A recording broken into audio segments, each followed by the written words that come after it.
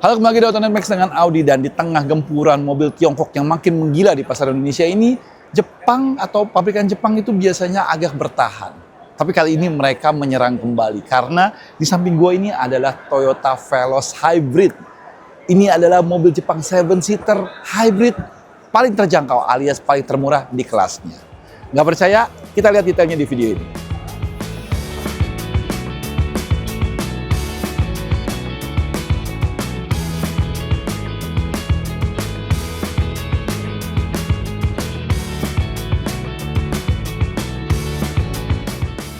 Kita bahas dari eksteriornya. Eksteriornya jujur aja nggak ada perbedaan dari versi non-hybrid atau dari versi bensinnya. Yang di depan kita ini adalah Q Hybrid. Depannya desain kinduknya masih tetap punya karakter khas Toyota.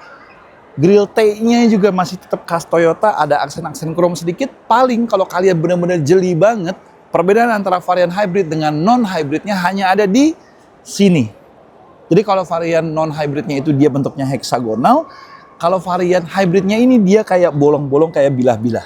Di luar itu tidak ada perbedaan sama sekali antara versi hybrid ini dengan versi non-hybridnya. Dari samping juga kalian tidak bisa menemukan perbedaan yang signifikan dibandingin versi non-hybridnya. Peleknya masih menggunakan two-tone, ukurannya masih 17 inci, ukuran bannya sendiri, profil bannya sendiri 205/50. Kamera 360 masih ada, profil side-nya juga masih sama, chrome-nya juga masih sama. Sampai ke bagian belakangnya, perbedaan paling signifikan di bagian belakangnya nanti kalau kalian lihat akan ada logo hybridnya. Ini logo hybridnya. Kebetulan varian yang kita lihat ini adalah Q Hybrid. Ada juga varian yang lebih bawahnya V Hybrid. Dan juga ada varian yang tampil beda. Jadi dia dilengkapi dengan paket modelista dan tampilannya berbeda banget. Itu ada di panggung. Yuk kita lihat. Oke, sekarang kita masuk ke dalam interiornya si Q, varian Q yang non-modelista.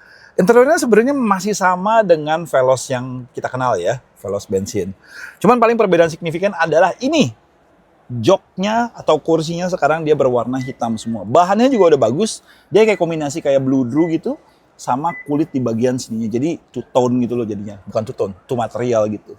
Sisanya masih sama percis. Paling tombol powernya jadi biru, menandakan dia electrified gitu kan. Detail-detailnya lainnya masih sama. Tulisan Veloznya di sini, dia ada stitching di sini semacam soft touch. Head unit yang 10 inchinya juga masih ada. Android Auto, Apple CarPlay juga sudah bisa compatibility. Wireless charging segala macam, auto hold, transmisi semua juga masih sama. Oke, sekarang kita di baris keduanya. Di baris keduanya juga masih punya nuansa yang sama dengan si versi bensinnya. Kursinya juga nuansanya hitam sama seperti bagian depannya. Seat pocketnya masih cukup bagus. USB portnya masih bagus. Dan lain-lain detail-detail lainnya seperti ini yang bisa dilipat menjadi armrest juga masih tetap ada. Dan lagi-lagi ini Veloz ya. Jadi kalian masih bisa dapetin 2 kursi lagi ditambahan di bagian baris ketiganya yang cukup layak untuk kalian pakai seharian. Kalau kalian ngerasa varian Q terlalu biasa atau terlalu mirip dengan Veloz yang bensin, ini varian yang berbeda yang cuma dimiliki oleh versi hybridnya. Ini adalah varian Q Modelista TSS. Jadi dia udah ada TSS-nya dan dia sudah dilengkapi dengan body kit yang komplit. Body kit di bagian depannya, sampingnya, cladding-an juga hitam, blackout di beberapa chrome-nya, two-tone termasuk sampai spionnya dan handle-nya juga berwarna hitam. Intinya dia tampil lebih SUV dibandingin versi yang Q biasa.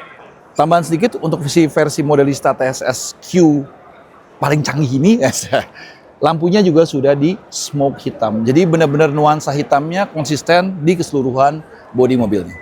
Satu detail menarik yang disematkan di varian hybrid ini adalah sekarang ada paddle lamp di sebelah sini. Jadi kalau 360 kameranya sebelah sini, di sini ada paddle lamp yang nanti bisa menyinari ketika kita akan masuk ke dalam mobilnya. Oke, sekarang kita di dalam si Veloz Q Modelista TSS. Ini versi yang paling tingginya. Di sini baru kelihatan perbedaannya dibandingin versi Q yang biasa. Jadi kalau versi Q yang biasa dashboardnya masih two-tone, hitam sama putih. Kalau yang si TSS Modelista ini dia dashboardnya udah full black. Menyesuaikan sama eksteriornya yang banyak hitamnya juga. Dan penambahan lagi, untuk kalian lihat di setirnya, biarpun desain setirnya masih sama ya. Tapi untuk si TSS Modelista Q ini, dia sudah dilengkapi dengan ini, Adaptive Cruise Control. Jadi dia sekarang makin canggih dan tentu saja makin safety karena dengan penggunaan Adaptive Cruise Control. Ada detail menarik juga yang gue lihat dari si versi hybrid ini, yaitu di sini ya. Jadi sekarang untuk wireless charging-nya itu dia jadi lebih dalam, lebih deep. Jadi otomatis kalau kalian taruh mobile phone kalian, taruh handphone kalian, itu nggak gampang kelempar-lempar. Kalau ingat versi dulu tuh waktu kita sempat test drive ya, Itu karena dia agak dangkal, handphone tuh gampang geser-geser. Yang ini ada improvement yang kecil tapi menurut gua menambah kenyamanan.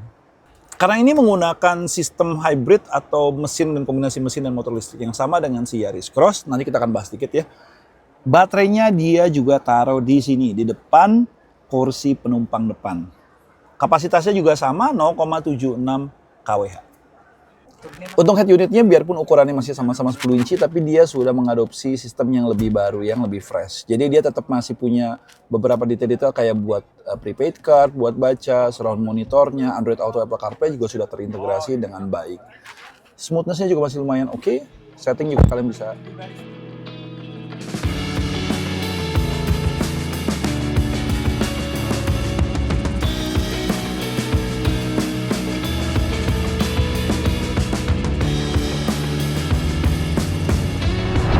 Oke, sekarang kita lihat mesinnya. Dia pakai powertrain yang sama dengan si Yaris Cross 2NR VEX. Dia mengkombinasikan mesin listrik dan motor bensin. Motor bensinnya 1500 cc. Figur powernya segala macamnya karena kita belum dikasih tahu resmi, tapi nanti kita akan kasih tahu nih. Kita lihat aja di infografis ini. Baik lagi dia bekerjanya series parallel hybrid, jadi dia bisa bekerja secara bersamaan untuk menghasilkan efisiensi paling maksimal. Nah, kalau kalian penasaran versi yang paling murah atau versi V yang harganya mulai dari 299, ini variannya. Dan sekarang kita sampai pada kesimpulannya si Veloz Hybrid ini. Kesimpulannya Toyota menawarkan sesuatu yang berbeda ya, karena untuk pertama kalinya pabrikan Jepang mengeluarkan mobil 7-seater dengan harga paling terjangkau. Ini si Veloz Hybrid. Harganya mulai dari 299. Fiturnya juga dia biarpun nggak terlalu signifikan perbedaannya, tapi dia menambahkan beberapa detail-detail yang menarik. Terutama varian yang paling tingginya itu, si Q Modelista TSS itu berbeda banget atau tampil lebih SUV dibandingin versi yang biasa. Gimana menurut kalian? Kalian cocok yang mana? Versi V yang basic, Q yang memang udah ada standar semuanya, atau si Q Modelista TSS yang tampil kayak SUV? Tulis di komen ya. Oke, sekian review kali ini. Kalau kalian suka video ini, klik like, subscribe, saran, komen, dan tekan tombol lonceng untuk tahu video-video terbaru dari Autotech Next. Audi sign off dari GJAW 2025. Bye-bye.